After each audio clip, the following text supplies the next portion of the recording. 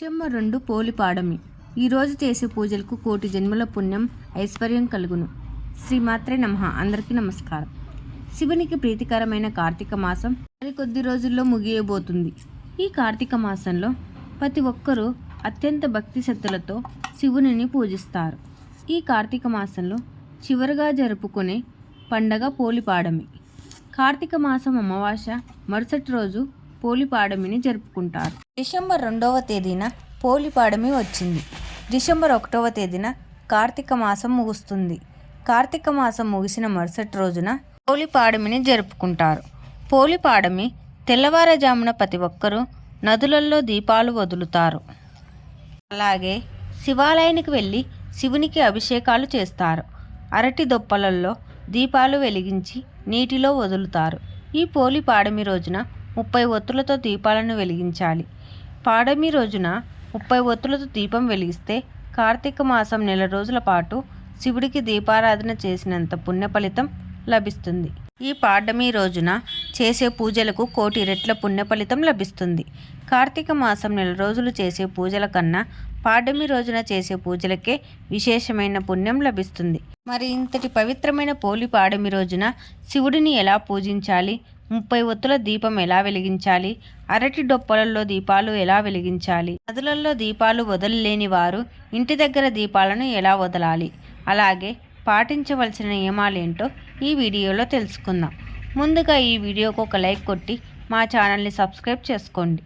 December 1వ తేదీన ఆదివారం నాడు ఉదయం 11 గంటలకు పోలిపాడమి తిథి ఏర్పడి డిసెంబర్ 2వ తేదీన సోమవారం నాడు మధ్యాహ్నం 12 గంటల వరకు పాడ్యమి తిథి ఉంటుంది.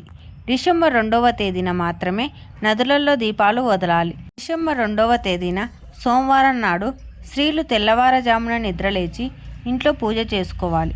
ముందుగా ఇంట్లో శివ పూజను చేసుకోవాలి.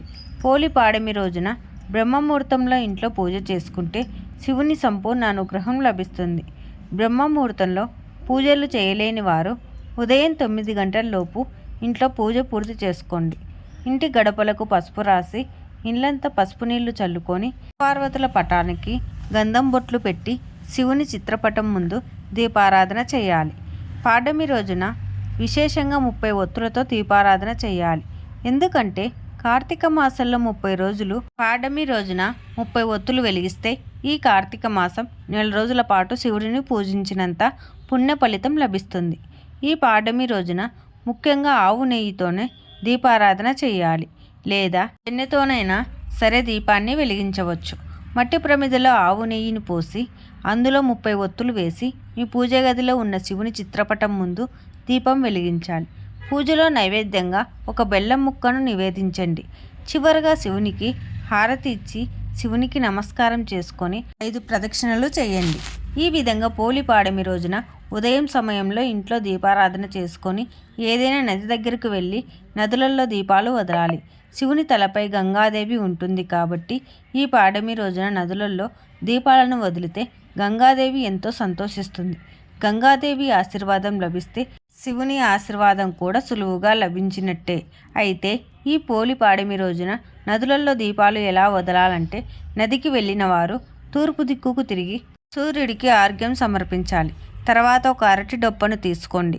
అరటి డొప్పను దైవంగా భావించి పసుపు రాసి కుంకుమ బొట్లు పెట్టి అరటి డొప్పను పూలతో అలంకరించండి. తర్వాత 3 లేదా 5 పువ్వు ఒత్తులు తీసుకొని వాటిని ఆవు నెయ్యితో ముంచి ఆ ఒత్తులను అరటి డొప్పలలో పెట్టి ఒత్తులను వెలిగించి నదిలో వదలాలి. నదిలో వదిలిన ఈ దీపాన్ని పోలి దీపము అని అంటారు. పోలి దీపాన్ని నీటిలో వదిలిన తర్వాత 3 సార్లు ఆ దీపాన్ని ముందుకు తోస్తూ నమస్కారం చేసుకోవాలి. అలాగే నదిలో ఉన్న నీటిని గంగాదేవిగా భావిస్తూ నదిలో పసుపు కుంకుమలు అలాగే పువ్వులను వేసి నదికి నమస్కారం చేసుకొని నదిలో ఉన్న నీటిని తలపైన చల్లుకోవాలి. నదులలో ఇలా దీపాలు వదిలిన తర్వాత ₹1 బిళ్ళను మీ చేత్తో పట్టుకొని మీ మనసులో ఏదైనా ఒక కోరిక కోరుకుంటూ 3 ప్రదక్షిణలు చేసి ఆ ₹1 బిళ్ళను నదిలో వేయండి. ఇలా చేయడం వల్ల మీ మనసులో ఉన్న కోరికలు త్వరగా నెరవేరుతాయి. ఈ విధంగా పోలిపాడమి రోజున మధ్యాహ్నం 12 గంటలలోపు నదులలో పోలి దీపాలను వదలాలి. అయితే నదులలో వెళ్ళలేని వారు మీ ఇంట్లో ఉన్న తులసి కోట ముందు దీపాలను వదలవచ్చు. తులసి మొక్కలో 33 కోట్ల మంది దేవతలు నివసిస్తారు కాబట్టి తులసి మొక్క ముందు ఒక పెద్ద పళ్ళెం పెట్టి అందులో నిండుగా నీళ్లు పోసి నీటిలో పసుపు కుంకుమలు పూలు అలాగే రూపాయి నాణ్యాలు వేసి అరటి డొప్పలో దీపాలు వెలిగించి వాటిని నీటిలో వదలాలి. నమస్కారం చేసుకొని నీటిని తలపై చల్లుకోవాలి. ఈ దీపాలు కొండెక్కిన తర్వాత పళ్ళెంలో ఉన్న నీటిని ఎవరూ తిరగని ప్రదేశంలో పారబోయాలి. ఈ విధంగా పోలిపాడమి రోజున నదులలో దీపాలు వెలిగించి సాయంత్రం సమయంలో శివాలయానికి వెళ్ళి శివాలయంలో ఉన్న ధ్వజస్తంభం దగ్గర ఉసిరి దీపం కానీ 365 ఒత్తుల దీపం కానీ వెలిగించి శివుడిని దర్శించుకుంటే ఈ కార్తీక మాసంలో మీరు చేసిన పూజలకు 1,000,000 జన్మల పుణ్య ఫలితం లభించడంతో పాటు శివుని సంపూర్ణ అనుగ్రహం మీ కుటుంబంపై ఉంటుంది.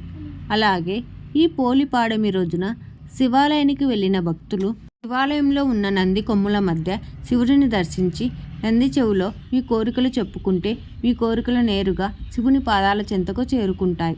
ముఖ్యంగా ఈ పోలిపాడమి రోజున ప్రతి ఒక్కరూ ఖచ్చితంగా ఉపవాసం ఉండాలి. ఈ రోజున చేసే ఉపవాసాలకు ఎంతో పుణ్యం లభిస్తుంది.